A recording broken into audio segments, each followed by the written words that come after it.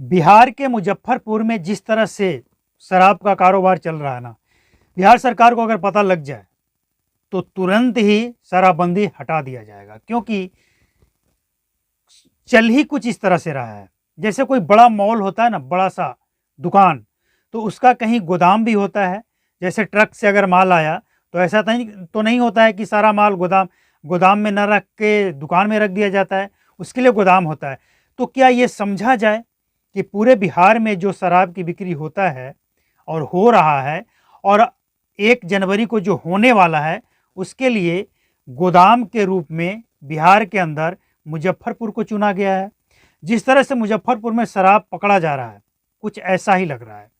लेकिन हम आपको इससे ऊपर आज जो बताने वाले हैं, वो बिहार सरकार की नीति किस तरह से दोहरी नीति है। गरीबों के लिए अलग, अमीरों के लिए अलग, 4 पहिया, 6 पहिया, 2 पहिया वाहन के लिए अलग और गाड़ियों के लिए अलग। इसको थोड़ा सा समझ लीजिए। इसके बाद ना जाने कितने लोग इस दोहरे नीति के कारण परेशान होकर और इस दोहरे नीति के कानून में पिस रहे हैं लोग। मुजफ्फरपुर में रेल से पकड़ा जाता है, ट्रेन से शराब, और वो भी तरीका जानकर आप हैरान रह जाएंगे। समस्तीपुर के कुछ लोग बनारस से शराब लेकर आ रहे थे और मुजफ्फरपुर में पकड़े गए ट्रेन में। अब अगर ट्रेन में शराब पकड़ा गया है, ट्रेन में शराब पकड़ा गया है, तो ट्रेन जब्त करके, ट्रेन के बोगी को उठा करके थाना ले जाना चाहिए या नहीं ले जाना चाहिए। क्योंकि जब एक और तस्वीर देखिए, ये जो शराब पकड़ा गया है, तो इसमें 2 बाइक और एक ये 4 पहिया वाहन, 46 कार्टून बताया जा रहा है इंग्लिश शराब। जो भी हो, 46 कार्टून हो या 1 कार्टून हो, लेकिन वाहन में अगर पकड़ा जाता है, चाहे वो 2 व्हीलर हो, 3 व्हीलर, 4 व्हीलर या 6 व्हीलर, यानी ट्रक तक भी हो। ट्रक के बारे में आपने सुना होगा कि आलू के बोरी में छिपा कर लाया जा रहा था, बड़ा सा गाड़ी में, पूरा गाड़ी जब्त हो गया। तो सवाल ये है कि आम जनता का गाड़ी 2 व्हीलर से लेकर ट्रक तक जब पकड़ा जाता है, तो उससे पकड़कर थाना ले जाया जाता है, थाना में उस गाड़ी को रखा जाता है और अगले कुछ दिनों बाद उसकी नीलामी कर दी जाती है। जैसा कि अभी नीलामी होने वाला है गोपालगंज में, शराब तस्करी में जो गाड़ी पकड़ा गया है, उसकी नीलामी होना है 28 दिसंबर को, 28 या 29 दिसंबर को। तो ट्रेन में जब पकड़ा गया, तो ट्रेन को क्यों नहीं जब्त किया गया? और यही बात पटना हाई कोर्ट से लेकर सुप्रीम कोर्ट तक ने बिहार सरकार को फटकार लगाया है कि अगर आप 2 व्हीलर पकड़ सकते हैं, तो फिर ट्रेन क्यों नहीं पकड़ते हैं?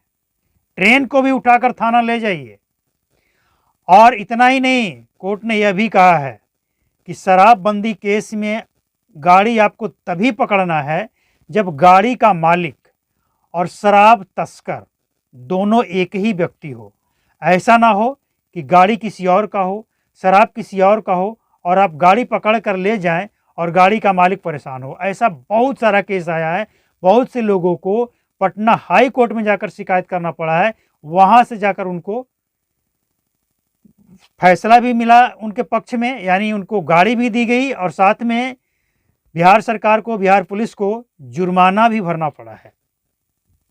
तो ये जो नीति है कितना सही है। एक तरफ आप गरीबों को पकड़कर जेल भेज देते हैं, पीने वाले को, तस्करों को फरार बता देते हैं, जांच चल रहा है कौन इसका मालिक है, जांच में क्या आता है किसी कोई पता ही नहीं चलता है। आप ट्रेन नहीं पकड़ते हैं लेकिन लोगों का गाड़ी पकड़ लेते हैं। और कोर्ट ने क्या कहा था कि आप शराब अगर पकड़ा जाता है शराबबंदी कानून के तहत, तो आप शराब जब्त कर लीजिए, लेकिन अगर पैसा पकड़ा जाता है कैश, उसको आप नहीं रख सकते हैं। ये शराबबंदी केस में नहीं है। लेकिन बिहार पुलिस की मनमानी देखिए, जो उनको इच्छा करेगा, मतलब ये कि जिसको जब्त करना है उसको जब्त करके थाना ले जाएंगे, जिसको छोड़ना है वहीं से मैनेज कर देंगे, जिसको जेल भेजना है उसको जेल भेज देंगे। और इतना ही नहीं, अगर मन मुताबिक वो पैसा देने को नहीं तैयार है, इनकार करता है, तो जो शराब पड़ा हुआ है ना थाना में, वो भी उसी के नाम पे लिख दिया जाएगा कि इसके पास से ये शराब जब्त हुआ। ऐसा भी मामला सामने आया है, लोगों का कहना है। अब इसमें कितनी सच्चाई है ये इसको स्पष्ट करें, बिहार पुलिस और जो जेल में बंद है उनसे आप पूछ लीजिए कि उनका क्या आरोप है और हकीकत क्या है। तो ये वो सारी चीज़ें हैं जिससे कहीं ना कहीं परेशानी गरीबों को हो रहा है, अमीरों को नहीं, बड़े तस्करों को नहीं, वो सब तो कमीशन देने वाले हैं। गरीबों को, गरीब का वाहन, पैसा, शराब, बंदा सब जब्त कर लिया जाता है, लेकिन जो बड़े तस्कर हैं वो सब मैनेज कर लेते हैं।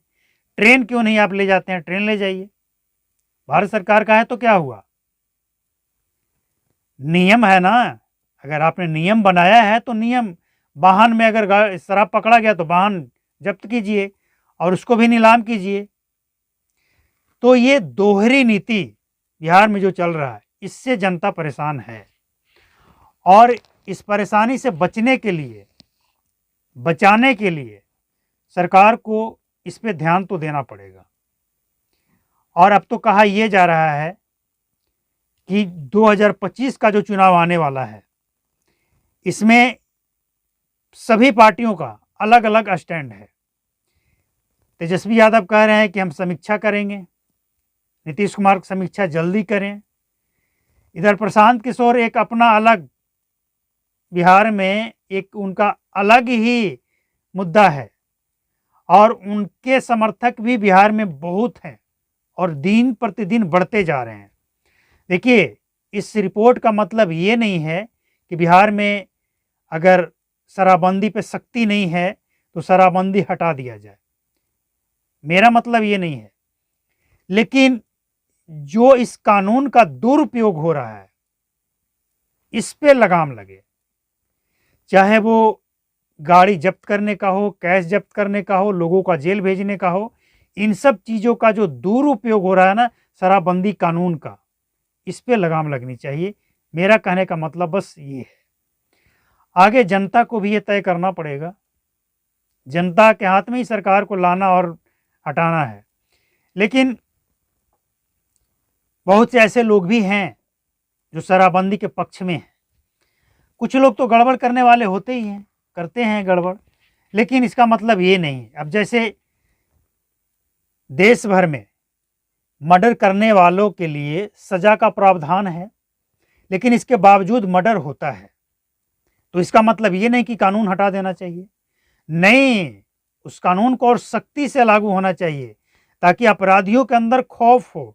वैसे ही शराबबंदी कानून इतनी सख्ती से लागू होनी चाहिए कि इस कानून का खौफ न सिर्फ शराब माफिया को हो, बल्कि पुलिस को भी हो कि हम दुरुपयोग करेंगे अगर इस कानून का तो जुर्माना भरना पड़ेगा, नौकरी से भी हाथ धोना पड़ेगा। और कोर्ट ने तो कहा है, पटना हाई कोर्ट ने कहा है कि, और जुर्माना तक लगाया है कि आप गाड़ी इस तरह से जब्त नहीं कर सकते हैं, और अगर आपको गाड़ी जब्त करना तो फिर ट्रेन को भी जब्त कीजिए। पटना हाई कोर्ट ने स्पष्ट कहा है। लेकिन सवाल ये है कि कोर्ट के आदेश का पालन कितना हो रहा है। पालन नहीं होने के पीछे भी कारण है कि जैसे कोर्ट के आदेश का पालन नहीं हुआ, किसी के साथ वो काम फिर से रिपीट हो गया और वो व्यक्ति कोर्ट में जाकर बताएगा ही नहीं, तो कोर्ट को ये पता कैसे चलेगा कि कोर्ट जिसके लिए टिप्पणी कर चुका हो, जिसके लिए मना कर चुका हो बिहार पुलिस को, बिहार सरकार को कि ये काम आप नहीं कर सकते हैं, वो काम किया जा रहा है। जब तक कोर्ट को कोई बताएगा नहीं, पता कैसे चलेगा। तो बिहार में एक यह भी बहुत बड़ी समस्या है कि लोगों के सामने समस्याएं आती है, लोग फेस करते हैं, लेकिन किसी से कहते नहीं हैं, झेल लेते हैं, सह लेते हैं। उसी में से एक शराबबंदी भी है। तो अब उम्मीद ये है कि शराबबंदी का कानून का दुरुपयोग बिहार में ना हो। नए साल से कम ये संकल्प बिहार के पुलिस डिपार्टमेंट ले ले कि ईमानदारी से शराबबंदी को लागू करेंगे, करवाएंगे, और जो जेल भेजने वाला होगा उसी को जेल भेजेंगे। ऐसा नहीं कि कोई ये थोड़ा सा पी लिया हो, शराब नहीं तो ताड़ी पी लिया हो, और मुंह में ये जो चेक करने वाला माउथ एनालाइजर होता है उसको लगाए, वो बता दिया कि अल्कोहल का मात्रा है और उसको जेल भेज दिए। वो तो अगर कोई कप सिरप भी पी रखा है ना तो वो भी बता देता है। तो कहीं न कहीं यह भी कानून का दुरुपयोग ही है। अब समझिए किसी को खाँसी है, एक ऐसा भी केस आया कि बेचारा को खाँसी था, कफ सिरप पी रखा था और पुलिस वाले उसे उसी मशीन से चेक करके जेल भेज दिए। उसको सज़ा भी हुई, लेकिन जब सज़ा काट के वो आया तो प्रूफ कर दिया उसने, क्योंकि शराब पीने वाले का ब्लड या कुछ ऐसा होता है टेस्ट कि उसको टेस्ट किया जाए तो पता चल जाता है कि ये व्यक्ति शराब पिया है या नहीं पिया है, या पीता है या नहीं पीता है। लेकिन जो जीवन में कभी शराब नहीं पिया हो और वो कफ सिरप पिया हो और उसको आप जेल भेज देते हैं, इसके बाद जब वो जेल से बाहर आता है और अपना ब्लड टेस्ट करा के उस रिपोर्ट को भेजता है कोर्ट के सामने रखता है, जज के सामने, तो दूध का दूध और पानी का पानी हो जाता है। तो इसके बाद कोर्ट के द्वारा पुलिस को फटकार लगाया जाता है। तो कानून का दुरुपयोग तो हो रहा है, और कानून का दुरुपयोग ना हो इसके लिए सरकार ध्यान दे, बस इतनी सी रिक्वेस्ट है।